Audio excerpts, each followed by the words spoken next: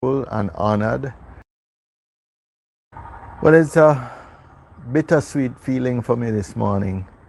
I'm obviously very grateful and honored that the residents of South Manchester have given me the opportunity to represent them in Parliament, and I will work assiduously to prove them correct in their choice.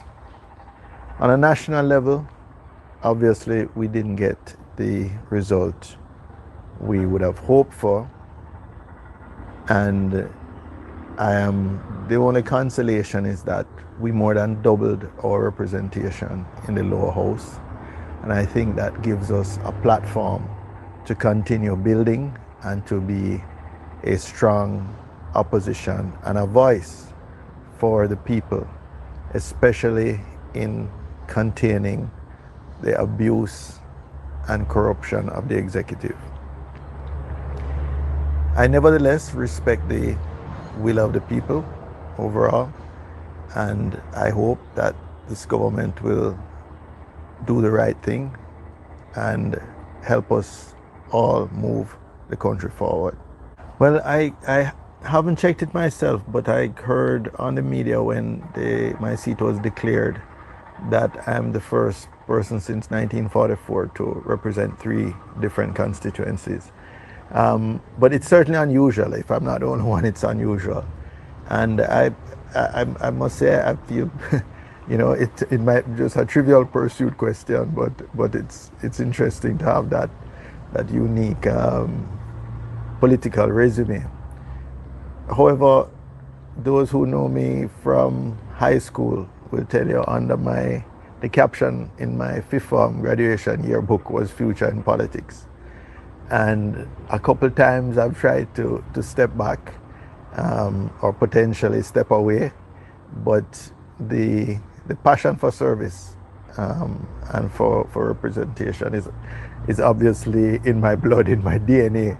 So somehow I always come back to being a party man, giving my service to country through politics and the vehicle of the People's National Party. And I must say, even in the hurt of our national defeat, I can say that I have never been prouder to be a comrade. I'm proud of the campaign that we ran. I've shared with my colleagues that defeats are not what defines leadership. It's character.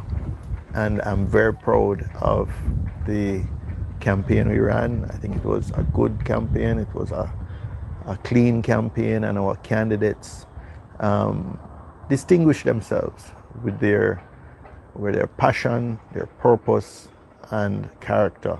So I've never been prouder to be a comrade, and I think we have a great future as perhaps the oldest and largest political movement in the English-speaking Caribbean. All right. What happened nationally in terms of the voter turnout? Early in the morning, you're optimistic for it to be high, but by the end of the numbers that we got show that it wasn't high at all. What do you think happened? It was very puzzling because I have voted at the same station for the last 4 general elections and a similar amount of local government elections. And when I arrived there, it was the first time to see a long line already. I'm usually either number 1 or number 2 to vote in my particular polling station. So just seeing that early rush suggested to me that there was going to be a stronger than usual turnout. However, as the morning wore on, I was getting complaints not just from many stations in South Manchester, but from all across the island, that persons were waiting hours in the line to vote. And I think we, as a parliament, need to have a serious look at the ECJ, at the systems that we use for our elections. I don't think it's good for democracy to make it difficult for people to vote. And there are many innovations that have come up in other democracies that we should examine. I think perhaps one might be some provision for early voting. Another might be just to put more resources to have more presiding officers and poll clerks, to split PDs into maybe two in many constituencies, or many PDs that are large. But to me, it's unacceptable that in 2025 we still have people waiting, especially the elderly, especially persons who have to go far away to work, that they spend, the 3 hours which should allow them to commute back and forth to work and to vote, but they spend that 3 hours just in the line. That's absolutely unacceptable. And I think we need to take a serious look at modernizing our voting process. We've had an electoral system that is copied and admired across the region in terms of its makeup of the ECJ and so on. But I think we have to look at the administration of the voting process. That is just too cumbersome and takes too long. Right. What was your strategy going into the election there in Manchester Southern, four divisions, and how did you do in them based on your preliminary analysis? Well, I haven't seen the final count. I haven't looked at or even the preliminary count in a very detailed way. But our strategy was to move from roughly break even in the poorest division to establish a lead there of a couple hundred. We similarly in Grovetown, where we've over the years fallen far behind, we wanted to narrow the gap. We narrowed it substantially in the local government election, and I believe we narrowed it further in this election. And then we would go into Newport and Alligator Pond with a strong lead. Yes, that occurred in Newport. Alligator Pond, I'm still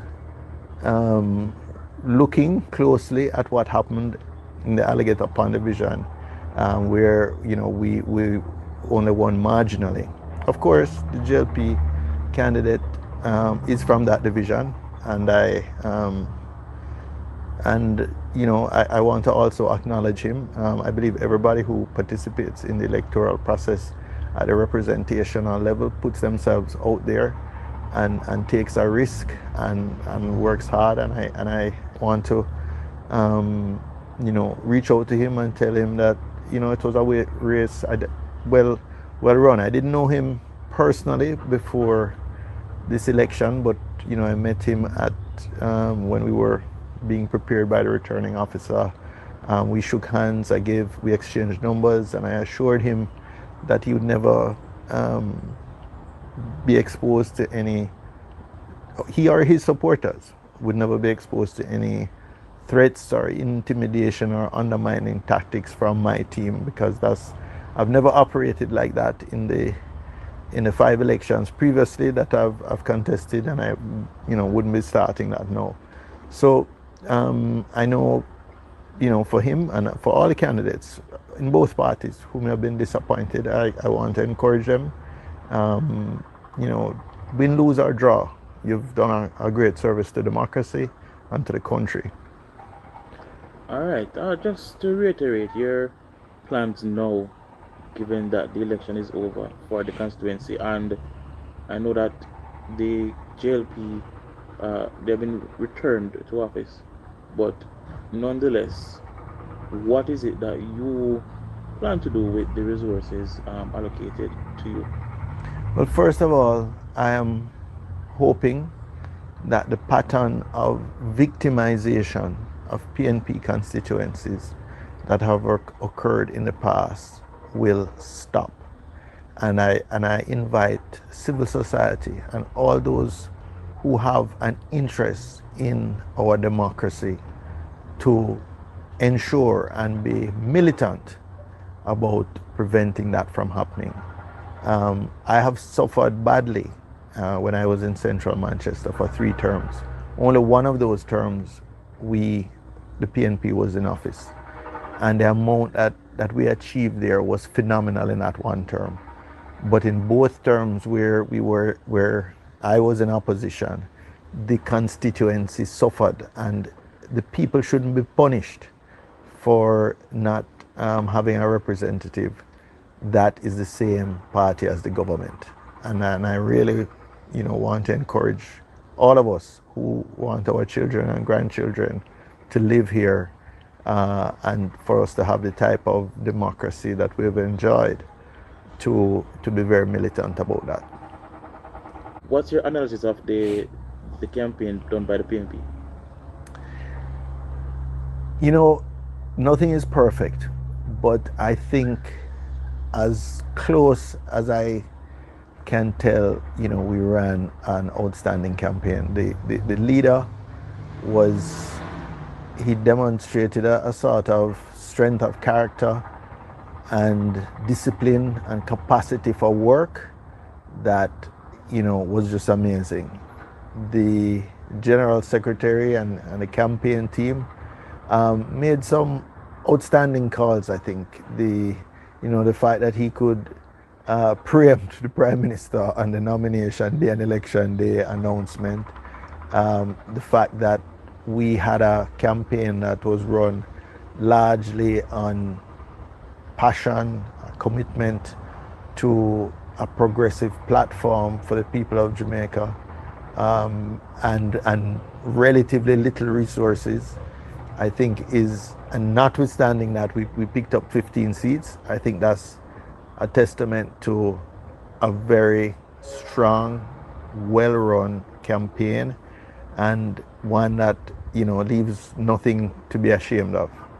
So, I want to congratulate them, and I look forward to continued leadership.